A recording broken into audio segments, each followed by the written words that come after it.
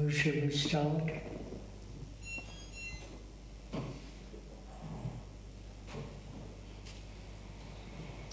With your permission, sir, I'd like to make a statement, and hoping I'll understand what we have discussed so far. It seems to me that there is no question about the structure and function of education. What we have questioned is the content of education. If that is correct, then we can proceed with some questions that I have. I'd like to question the whole word education. Why should we be educated? The idea behind that is that we have to prepare our youngsters to face the world. They're not fully mature. Face the world. Yes.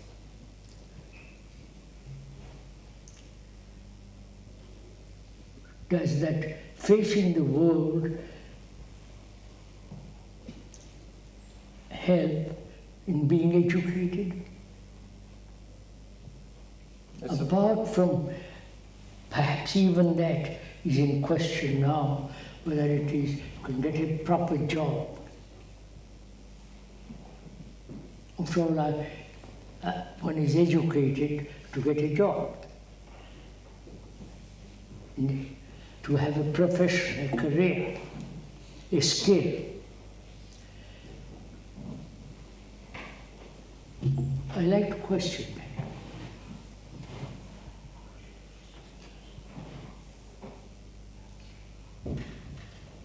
But whether it's in preparation for the job, they still have to live. It's a preparation We for have to living. live, but can I be educated to live?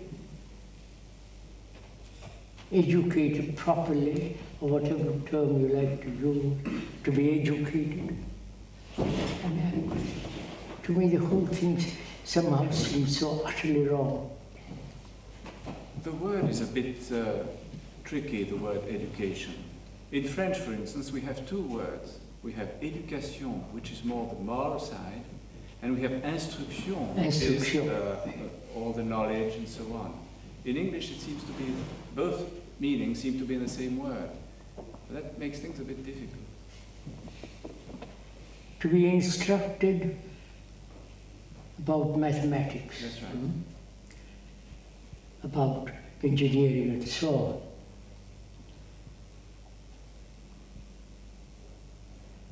That's necessary, is it? Yes. Is that necessary? In the modern world, it is. Apparently. Well, it's necessary to get a job, but it's not certain that it's necessary that one needs a job in order to survive well in the world. In order to have a career, In order to have a career, yes. you have to be instructed. We take that for granted, right? Let's say it's necessary, but perhaps not sufficient. We take that for granted, that we need to be instructed to be a mathematician, to be a scientist, to be a surgeon, to be a technician.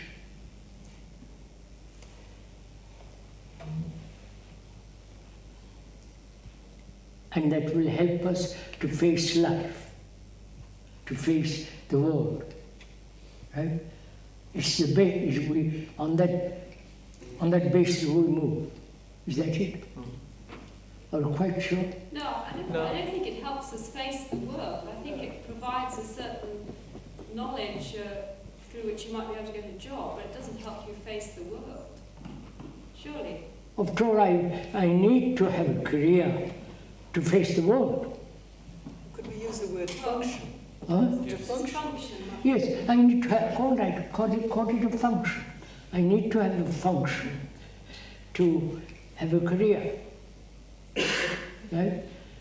So I have to be instructed, to be a carpenter, to be a surgeon, to be a politician. To be a teacher. Huh? To be a teacher. To be a teacher. What kind of teacher?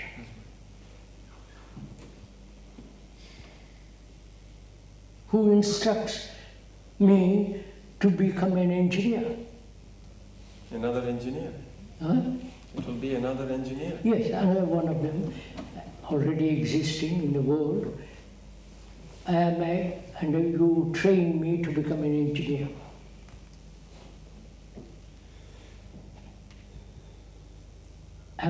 Will that help me to face the world? No. Education as it is at the moment to me seems to make one person appear more clever than another. Can we put the question the other way around? What will help one to face the world? It seems that no pattern of instruction will help you face the world because every situation you tend to meet tends to be different. No, what will help one to face the world? Well, surely having a skill, having some work that one can do it's not the total answer, but it certainly helps you face the world. A natural self-confidence, I think. A natural self-confidence would help. I won't say it helps you face the world, it helps you survive. I mean, it helps you to get a job to survive. And Will that help me to survive? Just look at it. I'm questioning the whole thing, so help me to question it. Don't try to answer it yet. Well, it depends because now we have a surplus of graduates and, it's becoming more and more difficult, even if you go... So that you say,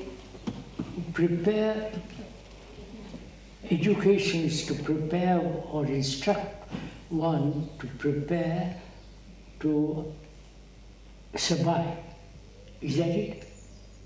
Survive. Part of it. That's what. No, not part of it. That is the whole reason of education, to survive. Only that? That's a more... Not all of it, really. Now go on, sir. Help me out. Well, there's a certain image, perhaps, of what a human being should be. So when we talk about somebody as being well educated, we mean that he has a reasonable amount of knowledge. He's probably somewhat cultured. He can appreciate art and poetry and music and other things, and he maybe have a certain dignity. And there's a certain image of what a well-educated person is. Well-informed person. Quite well informed. Aesthetically, morally, literally, all that you call cultured human being. Yes. But there's also the concept of service, of putting something back into the world, and surely one aspect of education must be the idea that you can put people in a position to put back into the world, to give something to the world as well as take from it. Surely it's also to have an agile mind. It's not just for information. It's to practice from various facilities in the mind so that one can apply one's mind. Will that help, all this help me to be intelligent? Then we can discuss what do you mean by that word intelligence.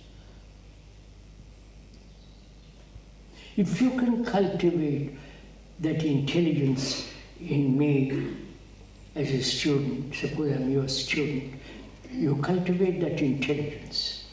Can you cultivate that intelligence through engineering, through some kind of technical job? That is simply... Sir, you say education will help me to survive, right? Is that what is happening in the world? One problem is that we equate intelligence with knowledge. I'm sorry I brought in that word. Let's leave that word for the moment. No, but I think that is a problem because in a sense education is in the realm of knowledge. Is intelligence knowledge? It's generally considered to be related not to knowledge, or knowledge is part of it. I question it. I question. Well, then we're giving a new definition to No, intelligence. I want to. explore it a little bit. I want to question whether intelligence comes with knowledge. Well, so generally, when people say he's an intelligent boy, they really mean he's a clever boy.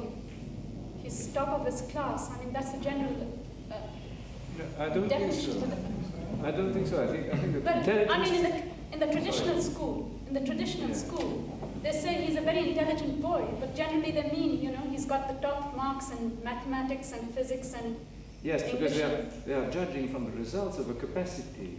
But intelligence is a capacity. It's not That I only think- means he's a good competitor. But actually, Krishnji is questioning whether intelligence is cleverness.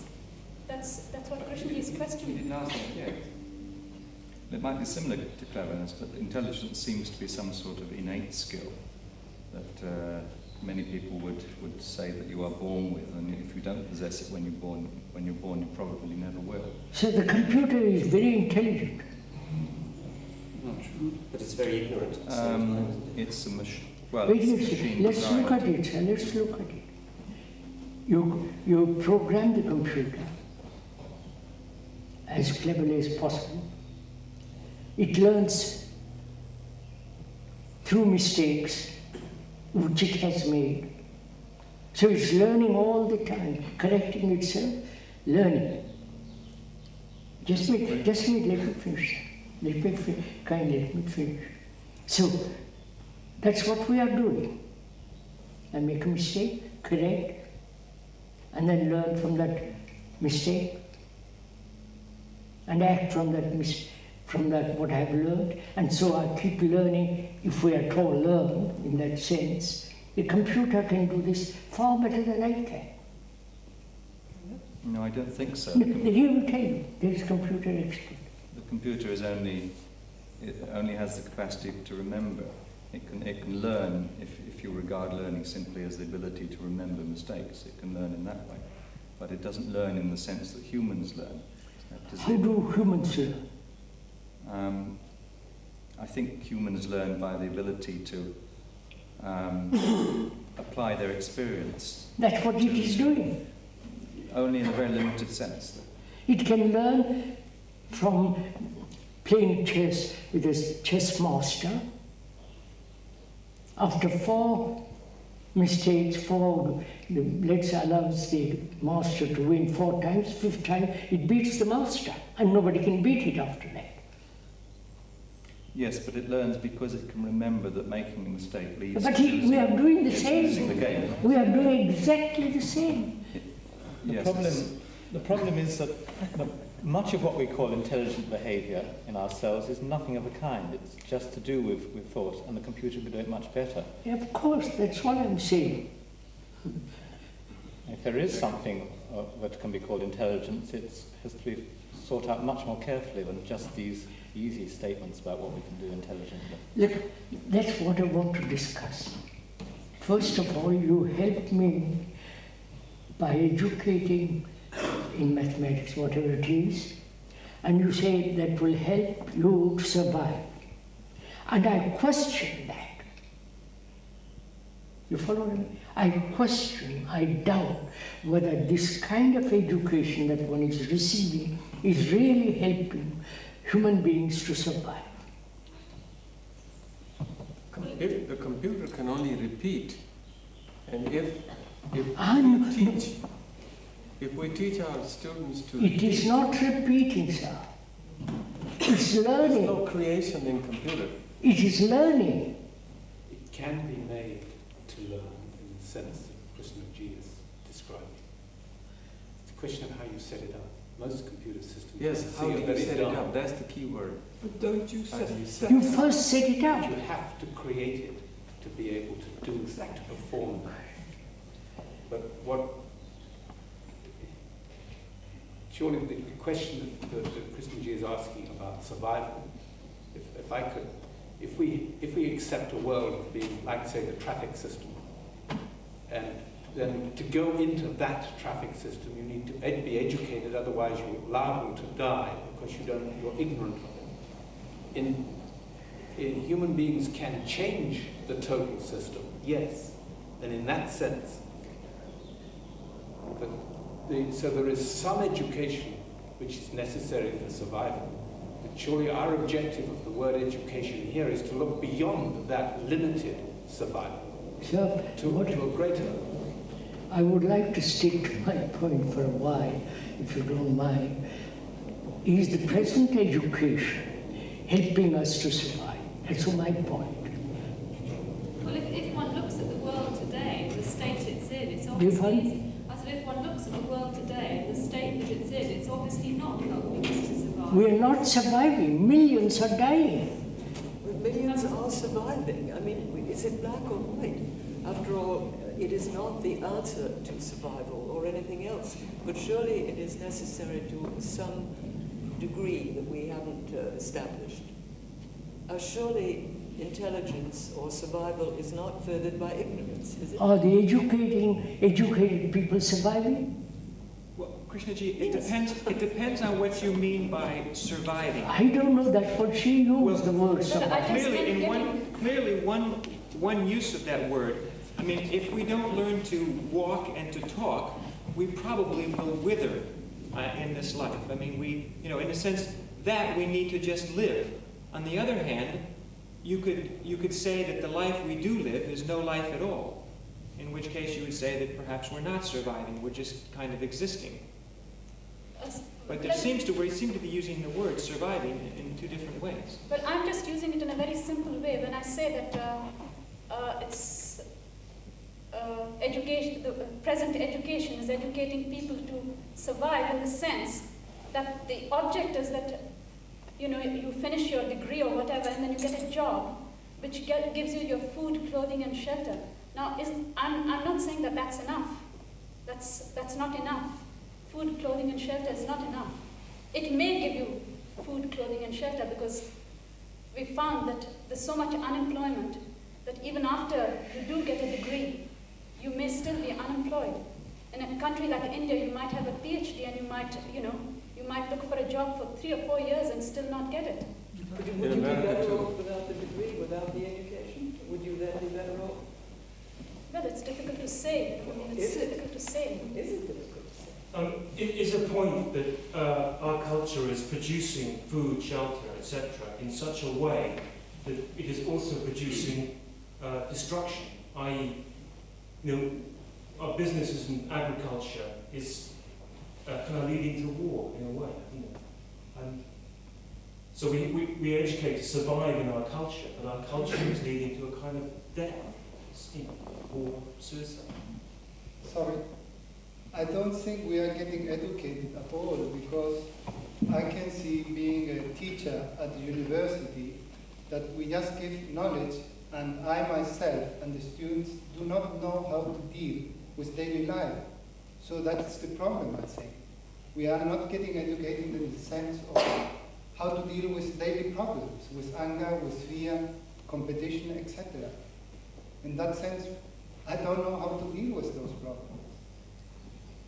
And the point is that I'm taking that knowledge that I learned to attack the problem of daily life.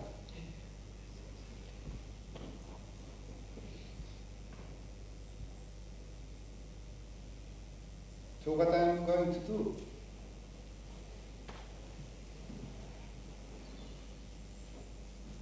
I think that when we think in terms of humanity, it's obvious that education does not prepare to survive. In the contrary, it's going worse and worse. And now some people ask the computers to help this situation. So I think it's a fact that for the whole humanity, it's not a preparation. The actual education is not a preparation to survive. Perhaps for some individuals, but not for the whole humanity. Can't we say that education is extremely imperfect, especially in today's world? But surely ignorance isn't the answer to that.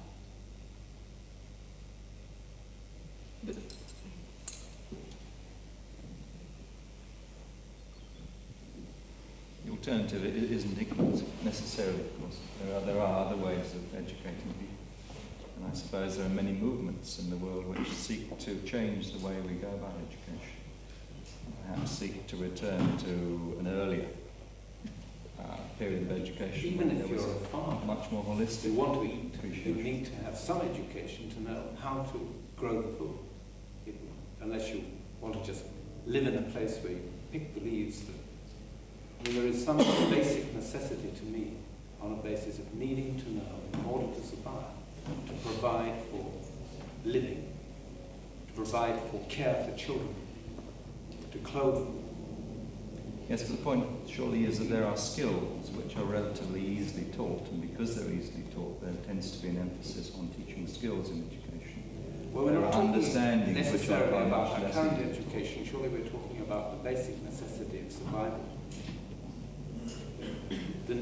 That part of the education which is necessary to survival. Could we discuss or have a dialogue about what do we mean by survival? The necessity, it seems to me, the answering the necessity of life that you have children. How do you clothe them? How do you feed them? That's basically it. How do you give them shelter? Yeah, why do you marry? Why do you have children? Are you talking about the quality of No, life? I want, sir, if you don't mind, what do we mean by survival? Let's discuss a little bit by it.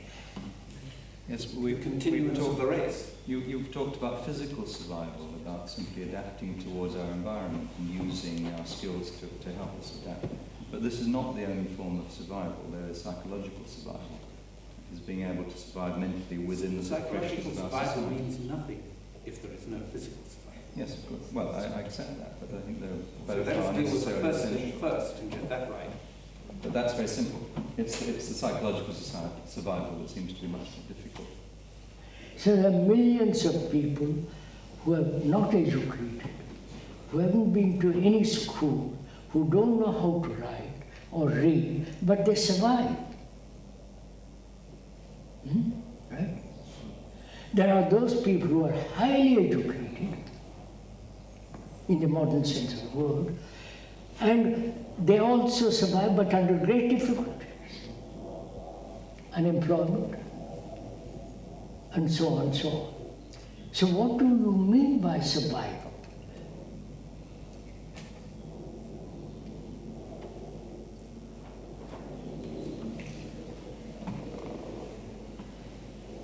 Can I say? I think the great poor who survive statistically. They just, there's enough survival to maintain them. But I think what I mean, the greatest survival is some more directed survival where you can survive towards something, and not just happen to Yes, sir. survive. Yes, sir. There is threat of war, right? Threat of the bomb. So all these things are now making survival impossible almost. Yes. So what do we mean by getting educated to survive? I think it has to do with the quality of life. One part of survival, in modern times, especially in the industrial societies where there are these basic programs of government, no one really starves. But so what are you saying? Millions are starving in India, Yes, in Africa, in Asia. Krishnaji, I think when we talk about the survival, we seem to be thinking in terms of individualistic survival. Not only individual, human survival, so it's being denied.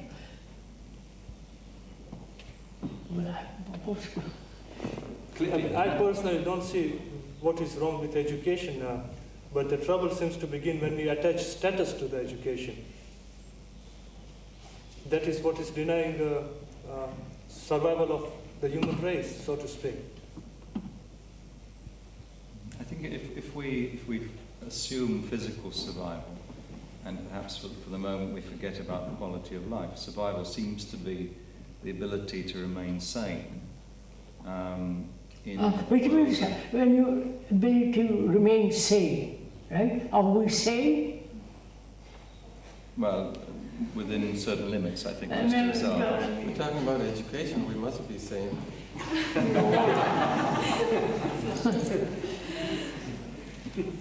In terms of what you've been saying, are you trying to say now that while we remain unchanged, whatever we know and teach ourselves in schools, we will use wrongly? Of course. And will therefore cause more harm than good? That's what's happening. So I just want to question this whole idea of being educated to survive. We need the basic necessities of life. Even that is being denied. Right? Except perhaps for those of you who are fairly good jobs, fairly affluent and so on. But millions of people are starving.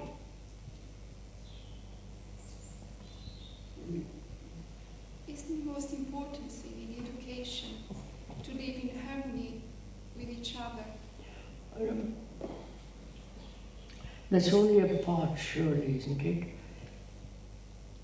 Educated to live in harmony with each other, which that has not been possible for a million years. Someone told me, said, you are your brother's keeper. Huh? Someone told me you are your brother's keeper. In other words, if you have survived, make sure that others survive who are in a disadvantageous position. That is, That's this is just a lovely theory. No, you can practice it. Why should I practice it? You start with a theory and I must practice it. No, I practice.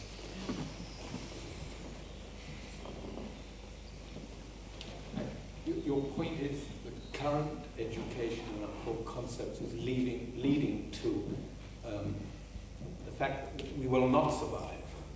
Yes, sir. That's what is happening. Yes. Clearly, there's something radically wrong, I think. Can we start with that obvious fact? Sir, can we start with that obvious fact? Our education is not doing the job and we're not surviving.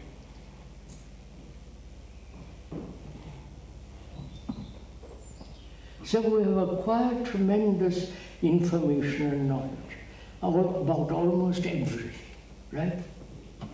I think that's granted. One can accept that. After a million years, we have acquired a great deal of knowledge. And that knowledge has not helped us to survive. We may survive, partially, but we don't seem to be able to survive. The threat of war, overpopulation, terrorism, you follow? Everything is indicating that we're not surviving. Could we say that? I mean, few may survive. All of us who are here, because we have a fair amount of leisure, we are surviving. Right? Would you grant that? What? Well, millions and millions and millions of people, billions of people these days are surviving. That's all right, survive. Now, survive. But there is always this threat of not being able to survive. There is that threat, yes, constantly. Constantly. So, has knowledge helped us to survive? Obviously not. Could we say that it has helped us to survive up to this point and brought us to a point where it is... All right, it has helped us to survive up to this point, which I even question. But we'll take that for granted. Helped us to survive up to now. The future seems incredibly dangerous. And that knowledge has produced this.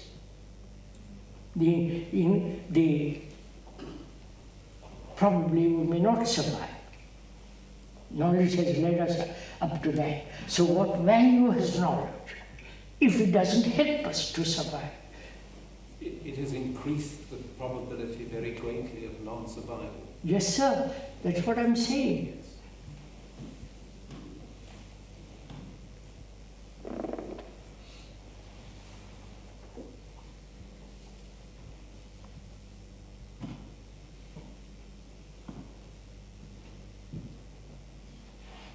If I have a son, he might be blown to smithereens, evaporated completely.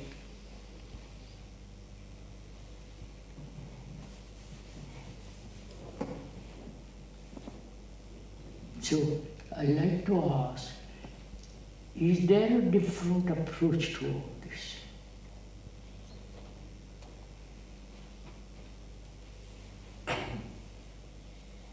So that we all survive happily. Is there a different approach? That I'd like to discuss.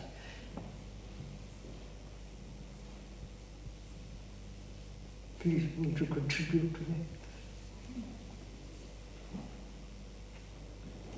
Are you suggesting, Krishnaji, that there is a way of educating without collective knowledge that is independent of knowledge? Yes, sir. Because what we have done is this, haven't we? Experience, right? Knowledge, memory, thought, action. From that action, learn more or correct what you have learned. So in that cycle we are caught. Right? Which is the computer who is doing it. Which is the same experience, knowledge, memory, thought, action. From that action we learn more. This has been the pattern which we have followed from some tiny measures, right? You agree to that? Yes, I accept that, but I Wait. If you accept that, then we are adding more and taking away is not going to help in this cycle. Right? So there must be a way away from this. Or understand this, and that may lead to something totally different.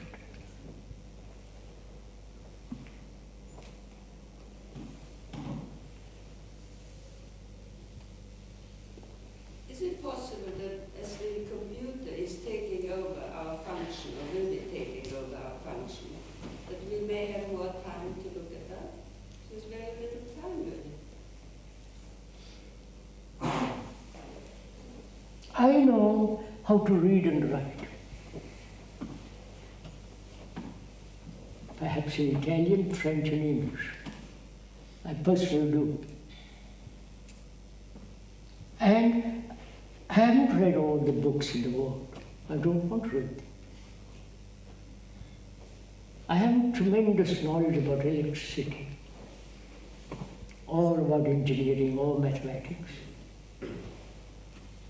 I haven't a great deal of knowledge about any technical job, but I can apply, I have, in helping others to build a house, how to milk a cow. I've done that. Look after chickens, and so on.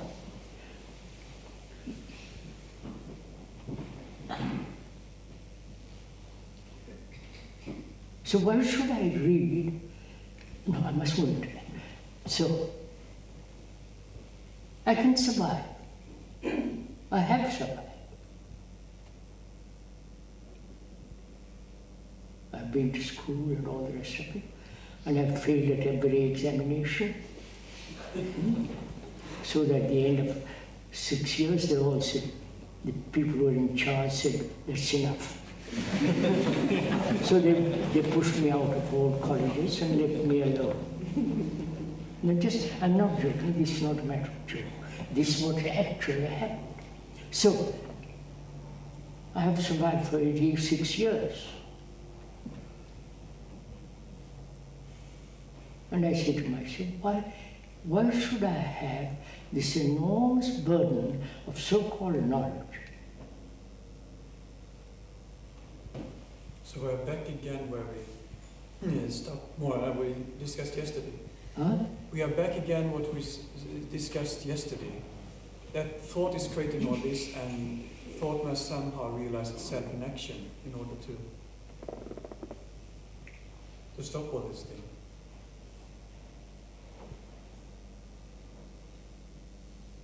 See, sir, we're trying to find another direction,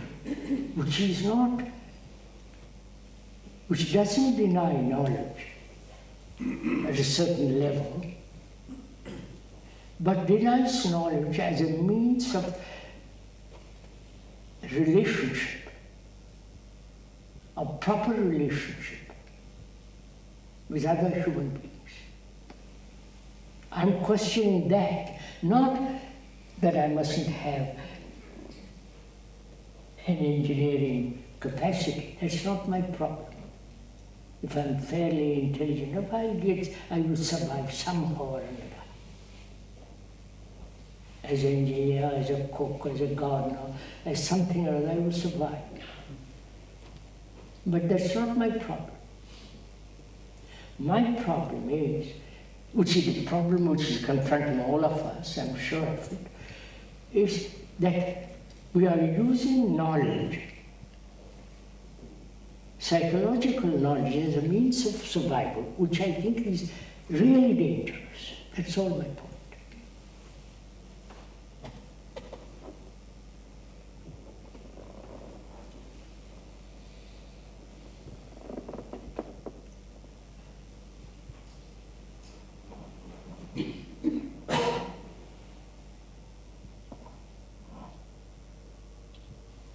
I know I mustn't kill.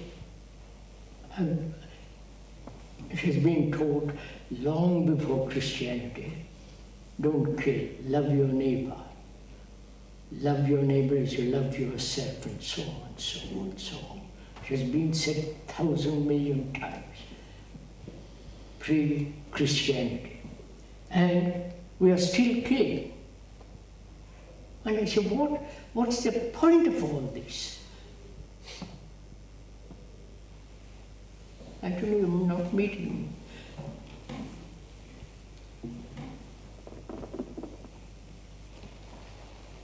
I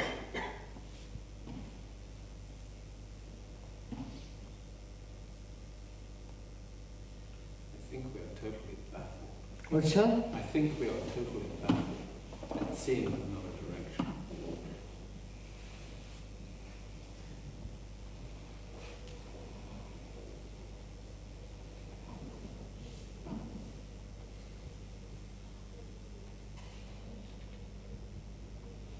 Could we go into this relationship then? What's Could we that? go into this relationship about thought, about the way knowledge interferes with that relationship? Let's go into that then, slowly and carefully, so that we can be more clear about what you're saying. I feel knowledge in relationship, knowledge, psychological knowledge, is tremendous danger. What do you mean by psychological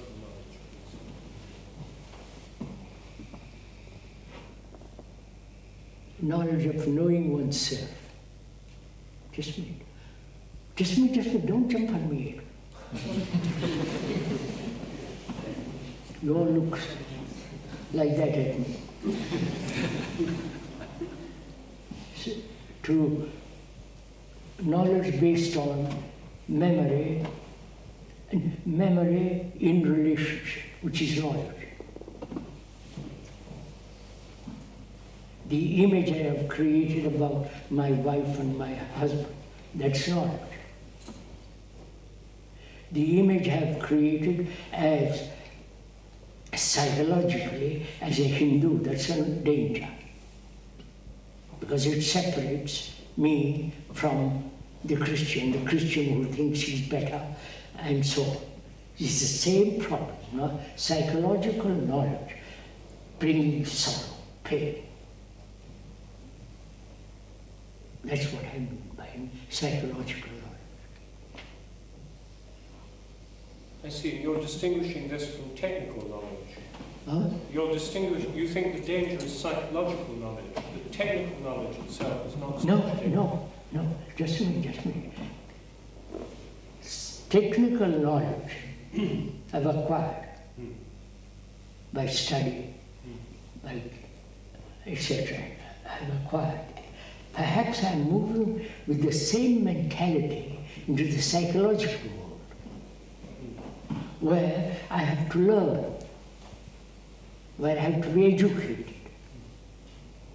where I have to have acquired knowledge about relationship. That very knowledge prevents relationship. I can go into it if you like. So, psychology, that kind of knowledge is sorrow, is fear.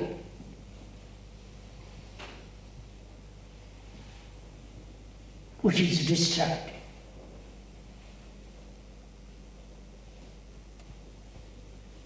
Why? And why is it destructive, and why is it sorrow and fear? I can see that some of this sorrow involves sorrow and fear. Would you say thought is fear? Well, I never have said it, and I don't know if I'm saying it now. I have to think. I'm saying, all right. I'm saying thought is fear. With thought being time and thought together have put fear into me, have created fear. Fear of the past, fear of the present, fear of the future, which is time, and which is movement of thought. That's fear. Thought and time have created fear in me, which is my knowledge of what happened yesterday, the pain of yesterday, modified and so on to the future. All that is a process of knowledge, psychological knowledge, which brings about the fear, sorrow, pain, grief, and so on.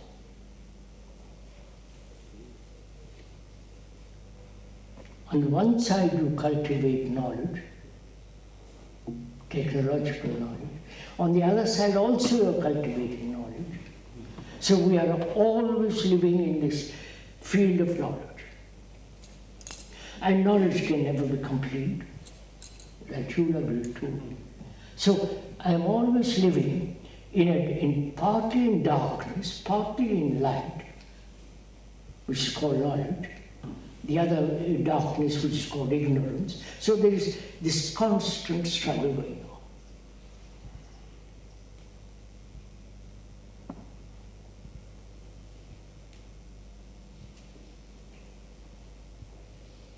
So, is psychological knowledge necessary at all?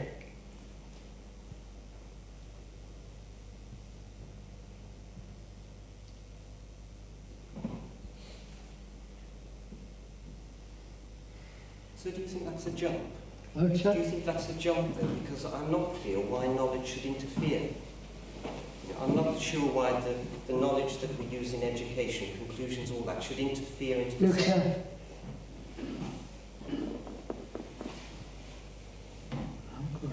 Right, it's going to.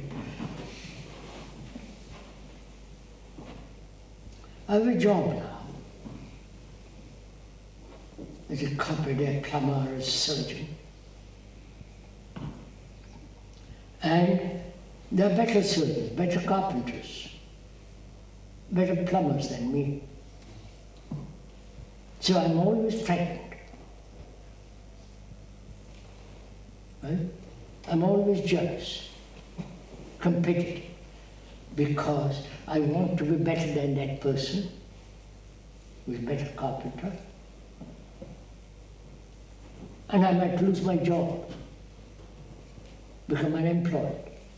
So there is fear. Thought, I have a job.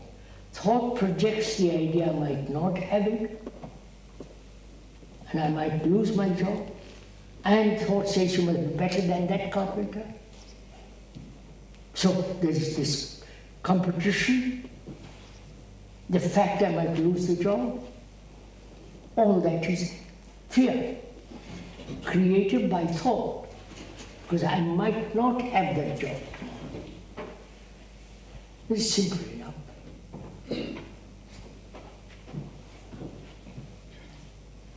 We accept, so we have accumulated psychological knowledge which threatens the survival of humanity. The question, therefore, is how do we get rid of it? There is no getting rid of anything. There is only, if I may point out most respectfully, there is only the observation of it, perception of it, not the investigation of it, not the analysis of it, but just the observation of the fact that I am full of psychological knowledge. As we said yesterday, I am all memory.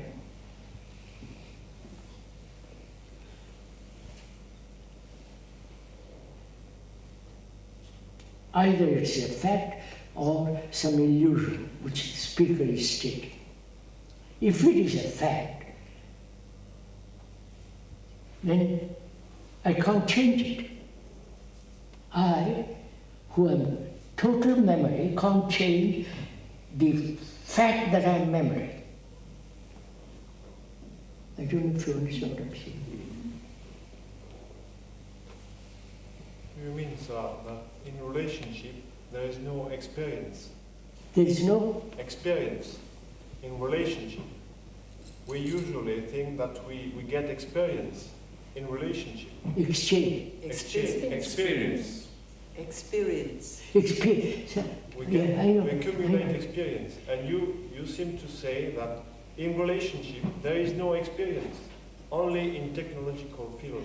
Sir, when you say experience, what do you mean by that word? Well, So I'm not quibbling about words. I like to understand what you mean by experience. Sexual experience, experience of companionship, experience of living together, two people living together, adjusting.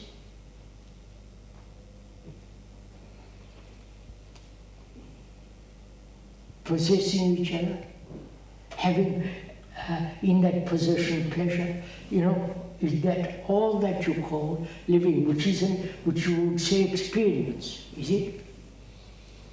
Is that, sir, what you mean by it?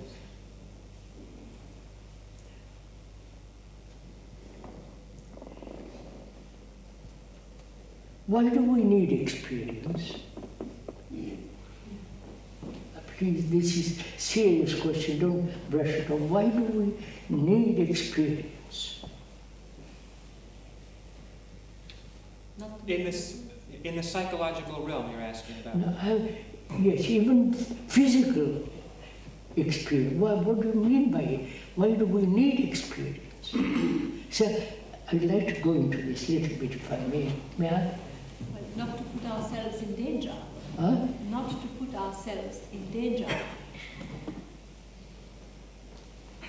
But that, not to put oneself in danger, does that mean you must have experience of danger? No, I want to question the whole thing. Would you listen for a minute? First, for me, I am the world and the world is me. My consciousness is the consciousness of the world. Because human beings suffer right through the world, fear, anxiety, and so on. So one's consciousness is similar to all mankind. So I am not an individual at all. I start on that. You may say, you are a damn silly fool, all right. It may be folly, it may be an illusion, but I can discuss it logically, sanely, and show it is so. Then, that consciousness has experienced everything. Right? I know you won't like all this. Please go into it. Don't smile it away or make snide remarks about it. Just look at it. I think we could take this, Christian G, more or less, because we've had quite a lot of experience. But when you're talking to a young person, you And won't take I'm it not at talking, all. we're all grown up. No, but we are we're talking about education. Wait, I can't, let me finish what I want to say. So there is this consciousness, which is not mine, in which all the contents have been put there by thought. Fear, anxiety, loneliness, belief in God, belief in Jesus, belief in Krishna, belief in dozen things. All that is in that consciousness. Right? It is so. And my becoming a Christian and then changing and then from Christianity to go to Hinduism, is all part of that same, in that field. The experience is to move from in that field, from one corner to the other. Right? I wonder if I'm making myself clear. From one conclusion to another conclusion. But it's in the same area, carefully barbed wire. Right? So,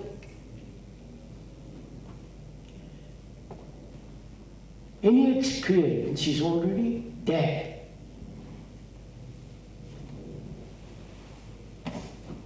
You mean potentially there? Huh? You mean potentially there? In the sense No, that it is something... there. It is there, not potential. But it's not available to the individual. Huh? It's not available to the individual. There is no individuality to me. You see, you're all thinking in terms of individual. I'm not. So all the experience we make would be repetition. Huh? So all the experiences we make individually would be repetition. Look, Mira, take a simple example that we follow somebody, right? A guru, a priest, a saint, a savior, a Krishna in India. We always follow somebody. This following has been the pattern of that consciousness. Right? Of course. So my going to a guru is already there. You understand what I'm saying? So I don't go to a guru. It's finished. I moved away from the pattern of that field. If I crave experience, I'm still in that field. I'm on the floor. Where do you go? Huh? If you don't go to a guru, where do you go? Where do you go? How much? I don't go anywhere. No, just please, this is very serious. I'm not joking about this. Is very, very serious because we're always moving within the field of knowledge, right? The knowledge is consciousness, right? You're saying knowledge is, all our consciousness is knowledge? Of course. Yes. And any action within that field is furthering knowledge or taking away knowledge. It's still moving in that area. There is no freedom in that area. So, why should I go to any guru? Or why should I follow anybody? Because in that consciousness we have done all that for a million years.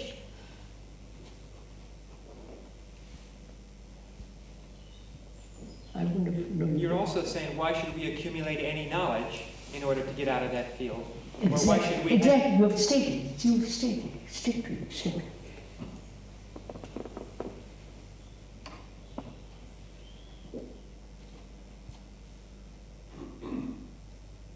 Knowledge may be inside one's brain or in the brain of humanity.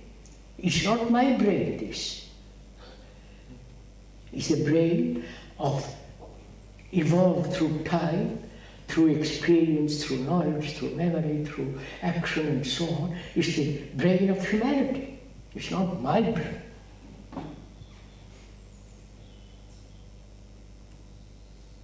I think this is so genetically as well as actually. This brain has evolved through time. And that the memory may be in that brain or outside, that's not important. The whole field of consciousness is knowledge.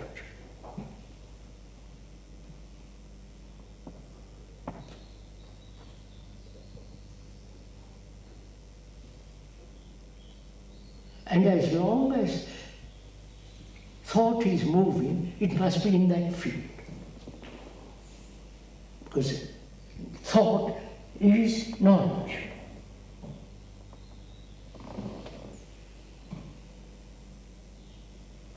Can I just ask a point to clarify? Do you think all knowledge is directed towards potential action? Do you think knowledge is directed towards action? Not necessarily. I see, but most knowledge is practical or directed towards action or has implications for action. Yeah. After all, knowledge is necessary at one level, which in order to survive, in order to be skillful in action. But do you think there's a kind of knowledge which is not related to action? It's still part of it. It's still knowledge.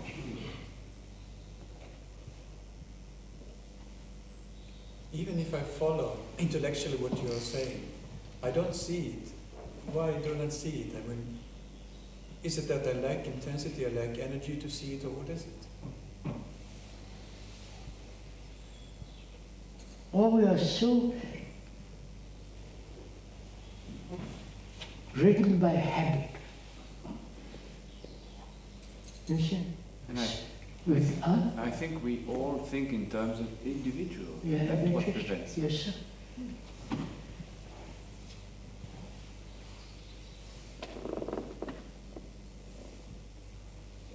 It's a question of being related. People? It's a question of the relation to the whole. No. What relation? No. When I recognize, when I perceive or see the fact, for myself I'm talking, not, I see the fact that I am all humanity, relationship is humanity. I'm not saying my relationship to him. My relationship is to all human beings. Is it something different from And knowledge? it's to see I cannot. Is it something different from knowledge to see this relationship?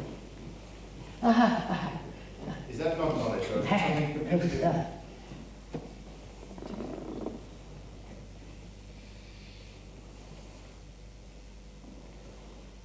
I don't want to stump you, sorry. Let's move from that. What I'm saying may be totally false. Krishnaji, I have a feeling... I don't believe it is, but you may think it is. It may be incorrect, but I feel that,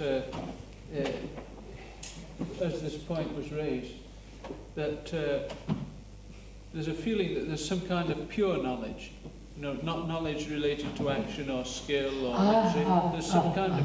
There's pure knowledge.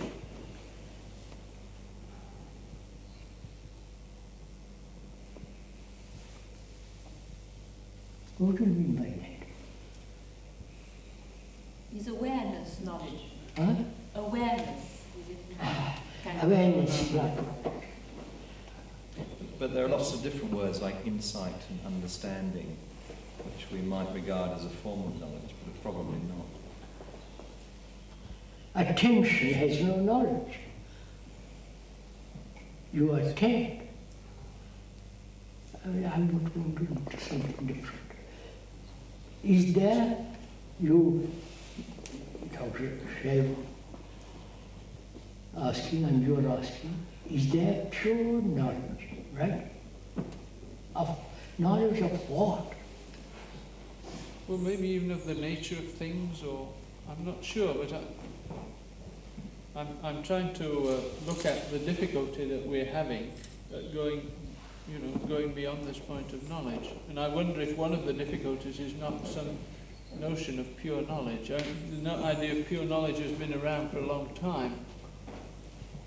Is the question, can truth be known?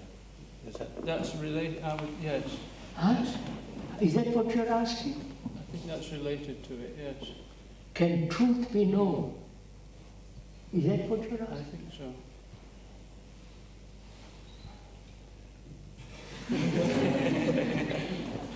What do you mean by that? I'm feeling for it. I mean, I don't have it, Known means experienced. It's part of you in some sense. Huh? It's part of you in some sense. Experience, known, felt, gathered.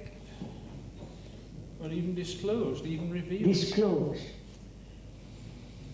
Disclosed to who?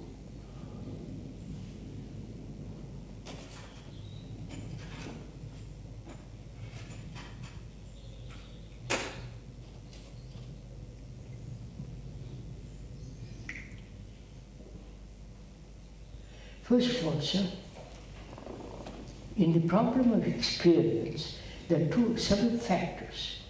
That is, there must be the experiencer, right? Yes. There must be recognition of that experience. Of course. Yes. Which means recognition means memory, which means you have already known.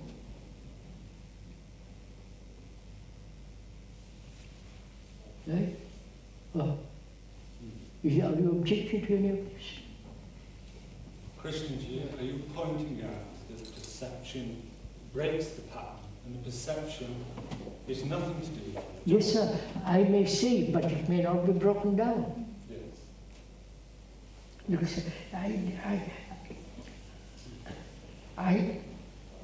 I feel experience is something that's already finished.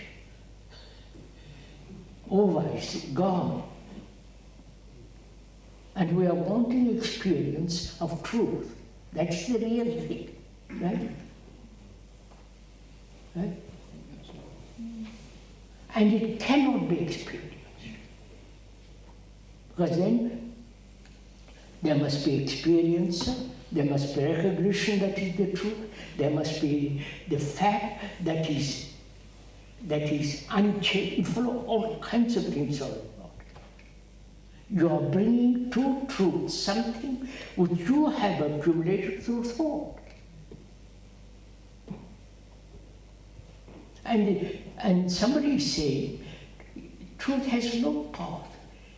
It cannot be experienced. If anybody says, I'm illuming, you ought to give me a kick.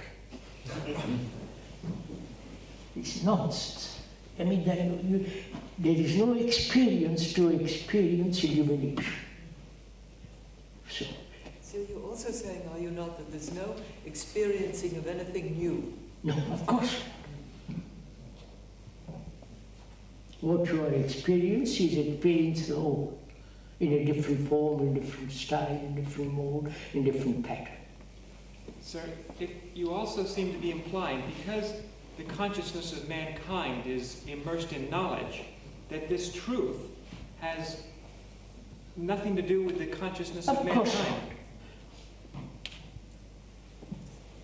Which leaves us very little relation to it at all. I mean, so our difficulty is, we are all thinking that we are separate individual souls, individual atmas, to use sensible word, individual accumulated tendency all that. Heredity, genetics, we're all separate little cells fighting. Having our own pleasures, our own sorrows. It's all so within ourselves. I question it, that's all.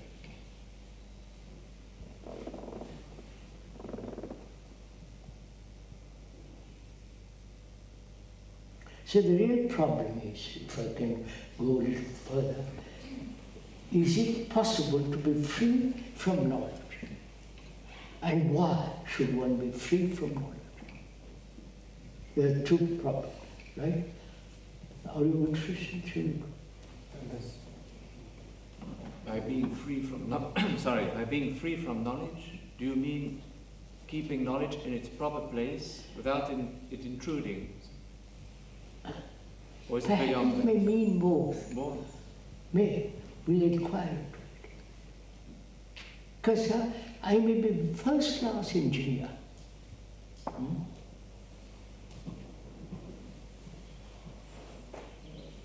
There must be freedom from that in order to find something new. Even in engineering field, if I'm merely repeating what I've known, No room for nothing. rest. It's like I can't build a new bridge, like the San Francisco Golden Bridge or Verrazzano in New York and all that. Those marvelous bridges. So, though I know all the technological knowledge as of a particular subject, there must be certain freedom from it to discover something new. It's obvious. If it is obvious, then I also must be free from this accumulated knowledge, psychological knowledge, which is me. Knowledge is me. Knowledge is memory, which is me. So, there must be freedom from that to move away, find something else.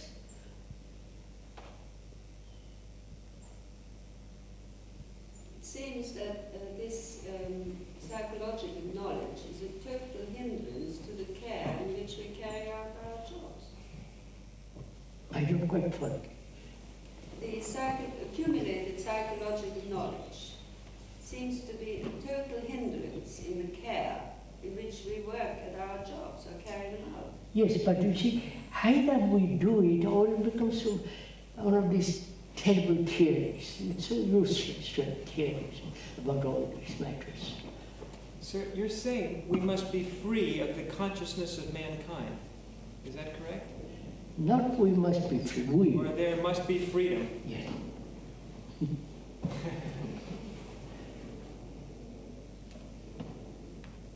I think that needs some explanation. So, if one realizes, let me finish, that I am actually the rest of humanity,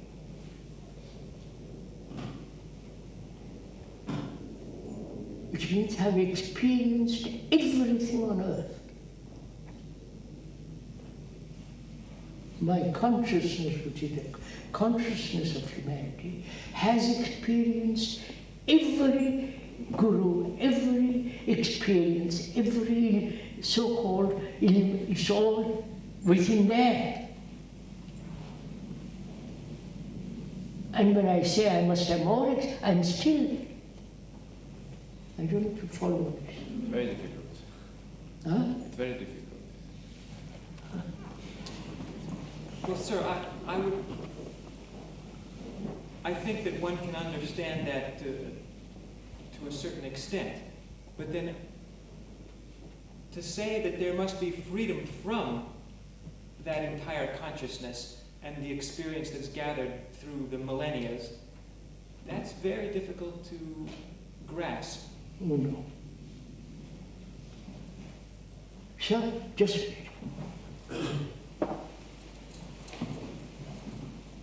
I'm a Hindu as a Brahmana. I've been brought up. I don't like that religion, but I like Christianity. Because for various personal and psychological reasons. So I can go over there. But it's the same thing there as there. Right, there's been no movement at all. And there's no difference. One worships one image, another worships another image.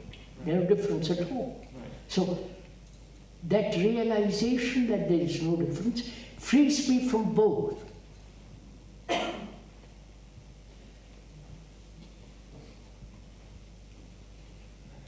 So, Frees me from both in the sense, under whatever name thought has created the image,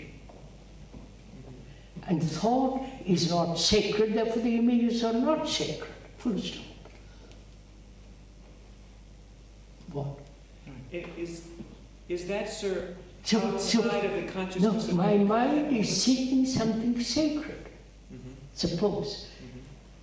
And therefore this is not sacred. This or that. So good, letting this go and joining Islam is the same thing.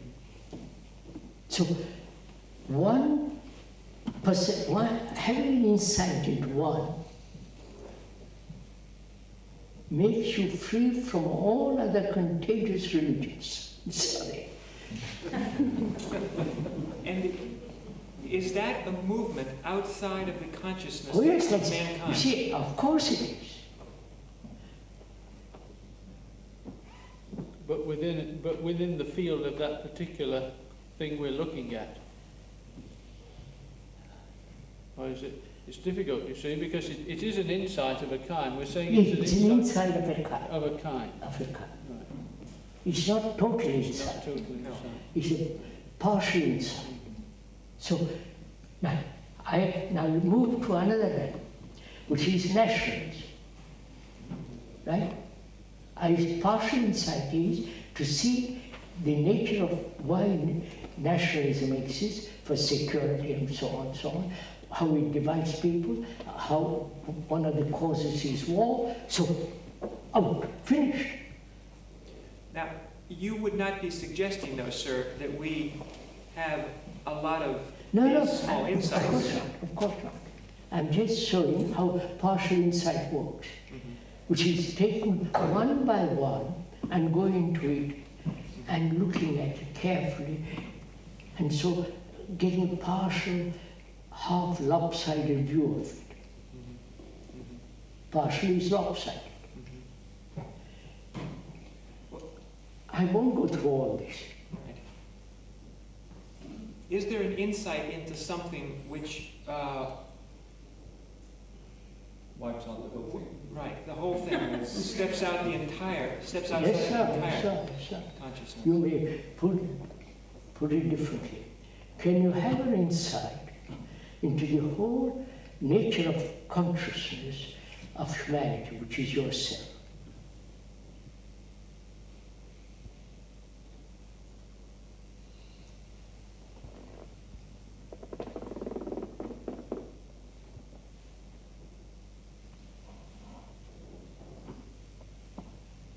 Not taking the contents one by one, but the whole structure of this consciousness that exists in mankind. You follow? The whole of it.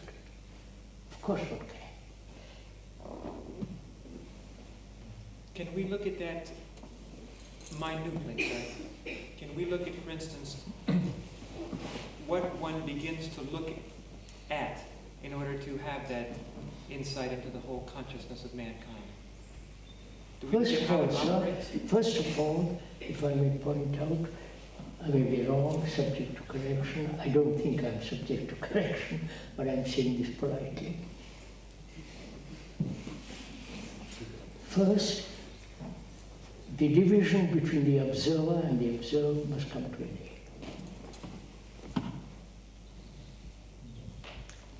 Can we take this more slowly, Krishnaji? Are you suggesting that each one of us, I'll not use the term individual, but each one of us is has access to the complete I don't know. It's story? up to you. I'm not. How can I say that? But this seems to be implied by what you're saying. If you're implying that we are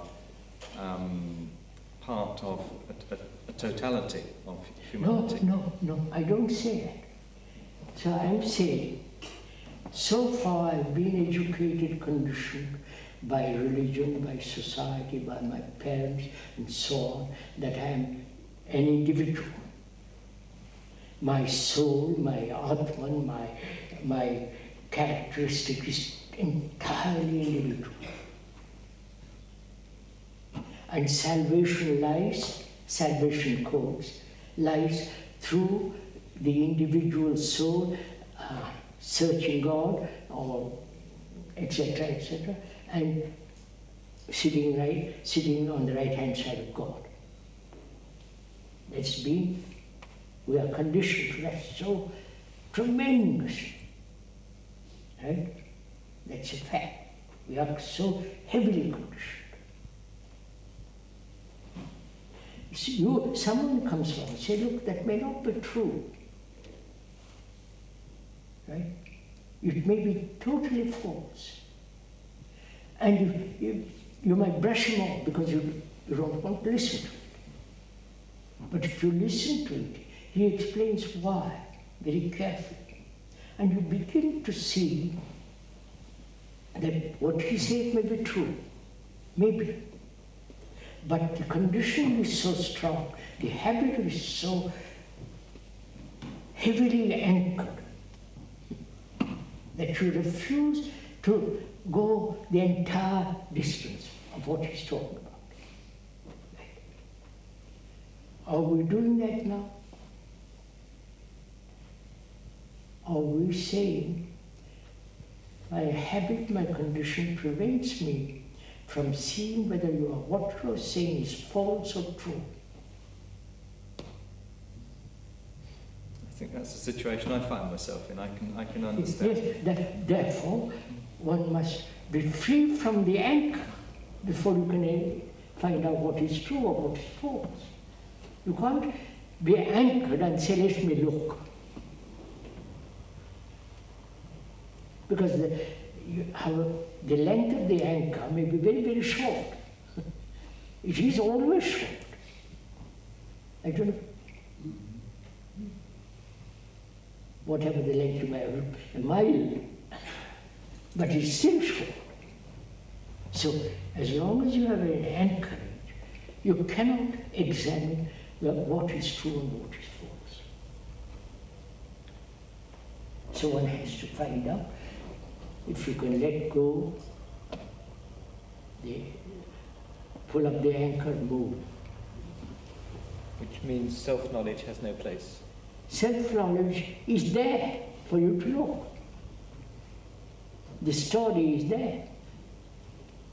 But how would that come about? To observe oneself, to be more alert? Or Not more, less, just look, sir. Yes. Krishnaji, you said that perhaps the first step in this was for there to be no division between the observer. The first step is freedom from anchorage. Freedom from the stake. Then next is to look and find out whether looking the observer is looking. And discover for oneself the observer is the observer. Is that why you're saying that one should mirror oneself? One is mirroring oneself in relationship with other people. Is that part of it? Me. So the me is the anchor. Yes. Which has been, I'm tired of repeating. The observer is the anchor. The observer is the anchor. The observer is the anchor.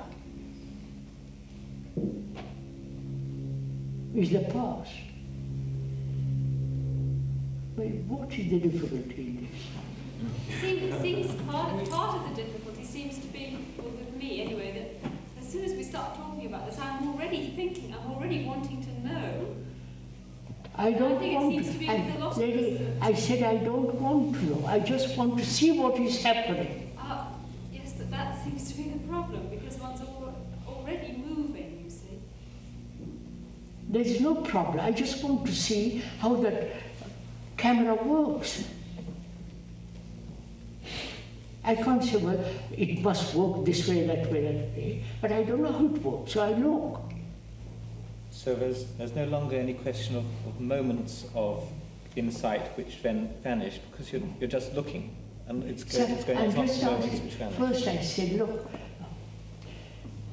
to understand somebody, I must remove my anchor. That's so obvious. If I want to understand you, I can't stick to my particular prejudice. Right? So I must be free of that first. Yes. Then I say, how do I look at you? Do I look at you from my past experience about you, from my past knowledge, from my past idiosyncrasy, all the stupidities, or the observer is looking at you, so dividing? You understand? Yes. But when I look at you, you are me. Because you go through the same. I can't repeat this time. Well, can you say what follows that then, sir? Then, if you go into it, that is, the observer is the observed, the experiencer is the experience, the thinker is the thought.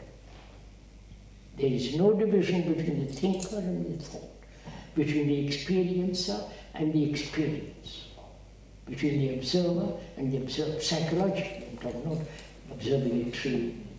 Now, if that is so, then you have altogether eliminated conflict, because there is no division. Conflict exists when there is division between me and the thing I am observing. I am angry, I am violent.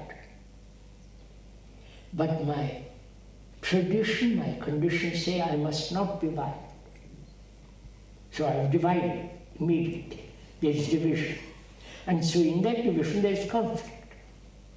I must control my violence, rationalize, escape, and so on. So, when I recognize that violence is me, it's not separate from me, the element of conflict ends, which is logic. Right? It is said that conflict ends. Then what actually takes place is, I'm describing, aren't you doing it?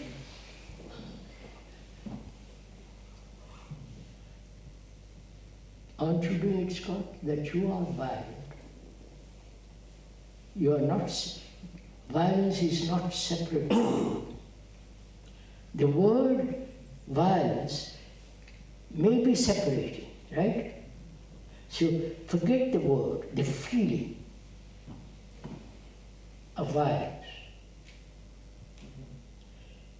That feeling is not separate from you. You are that feeling. Now, before you acted upon it, now you cannot act upon it because it's you. You can't hit yourself. Right? You can, but it's no fun. So, you are that. Then all movement of thought ceases, doesn't it? Thought which says, I must change, it must be changed, what's wrong with being violent, and so on and so on. All the movement of thought ceases, therefore you are, there is no movement except that feeling. Right? Can you hold that feeling without any movement?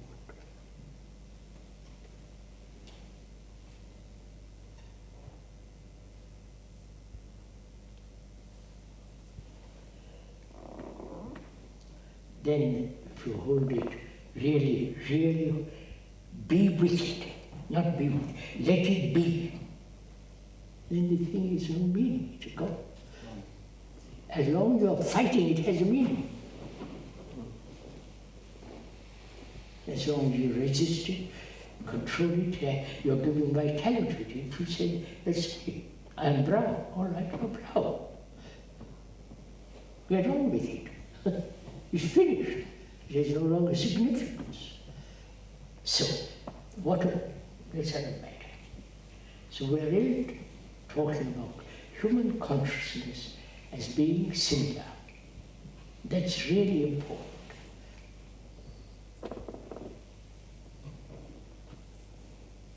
I am the rest of mankind. I am mankind. For me, that is tremendously significant to me. And realizing that I am the guru, I am the disciple. You understand?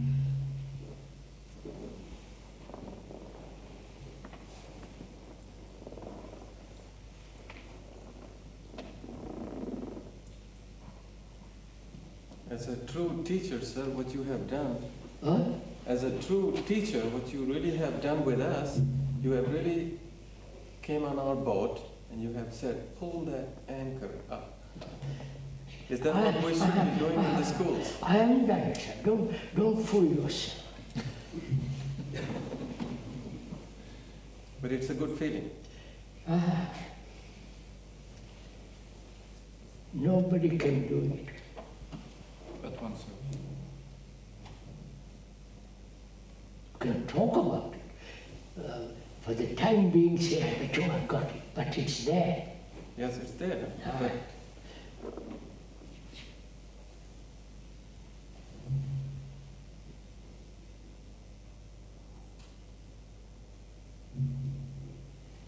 you see, sir, when I realize that I am the rest of mankind, my consciousness is similar to all mankind. Any action in that field is still moving from one corner to the other. Therefore, there is no movement. That is the real crux of the point.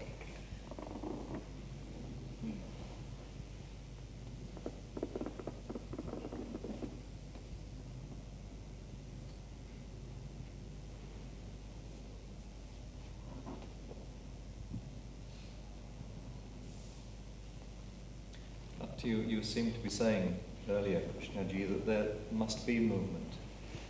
You were talking about pulling up our anchors. Yes. When you pull up the anchor, the movement is freedom from your prejudice. Right? From your conclusion, from your belief, from your idea that you are an individual. And so you are free to examine. And then you discover who is the examiner. And so on and so on.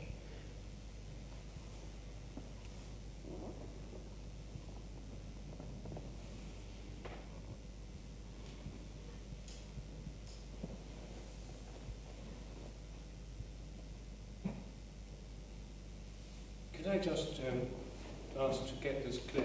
When the realization that I am mankind, the consequence of that realization is that all thought and all kinds of human action would still remain within the sphere of human action and couldn't go beyond it. So all things that all other people have done and all things that they can do, all the things that lie within the human range of potentials, can't get oneself out of that. Is that the purpose? Is that the consequence of the realization? Is that the importance of the realization? I think so, don't you? It seems a very important realization, yes. So, look.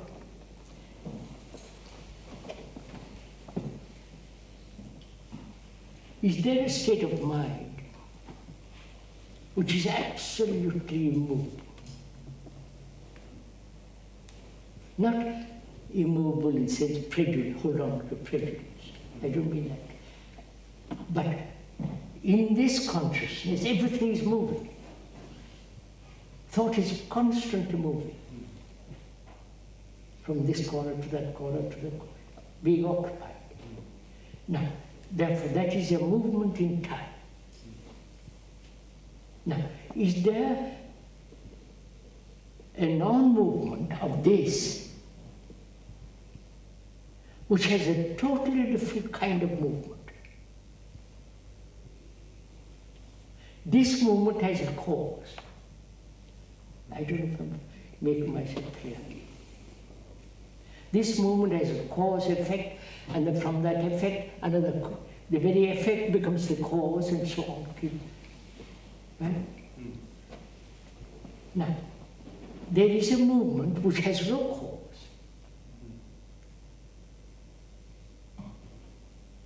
But it is non-movement. I don't know if I can put it there. Why do you call it non-movement, sir? No, because just a minute.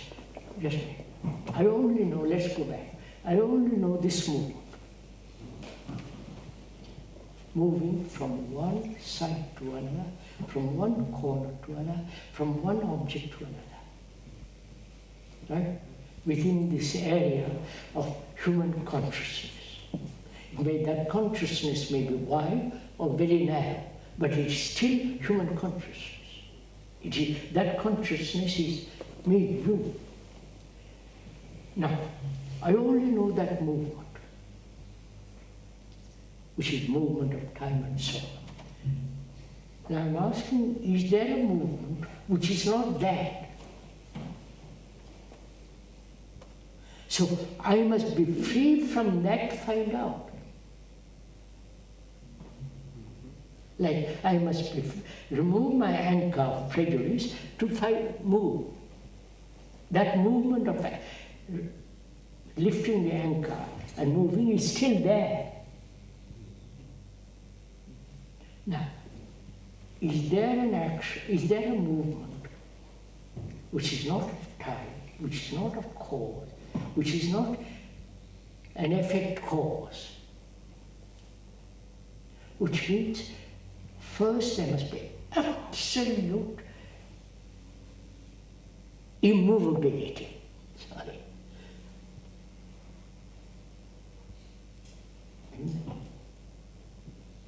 Is there anything that's absolutely immovable?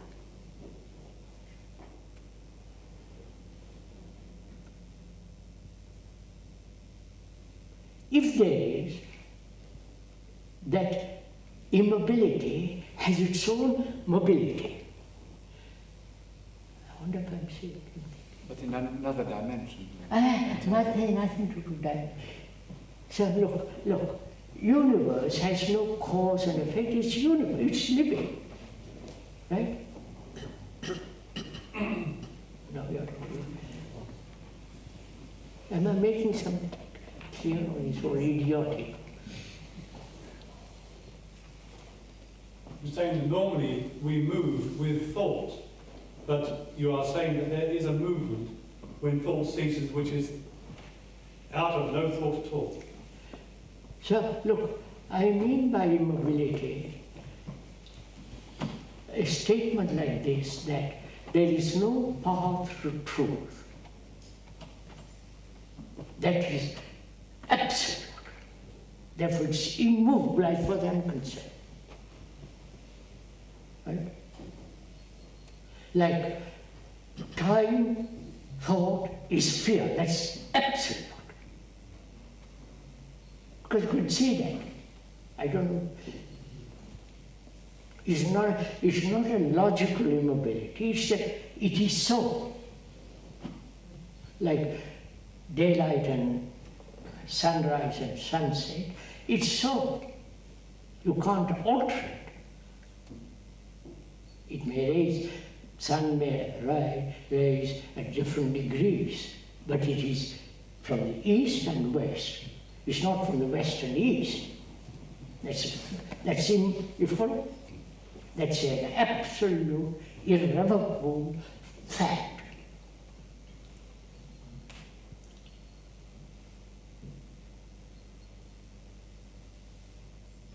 So when thought has no path to it, you cannot alter it.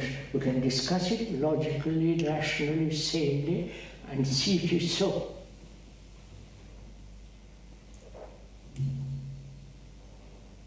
So is there something that's absolutely irrevocable, immovable? And then out of that comes something totally different.